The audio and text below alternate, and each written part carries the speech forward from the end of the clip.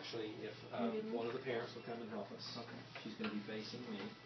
So Dr. McHugh will have her head at all times, so don't worry about that. But you'll just help me hold her body like that.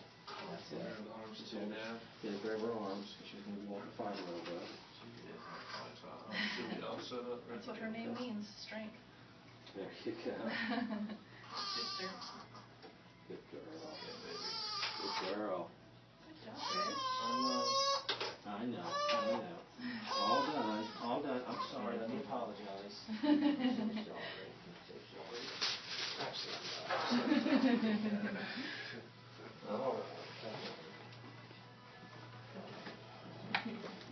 Oh, wait, you can go sleep like you all three, aren't you? Good seeing you guys. Congratulations. Thank you, Nathan. Yes, sir.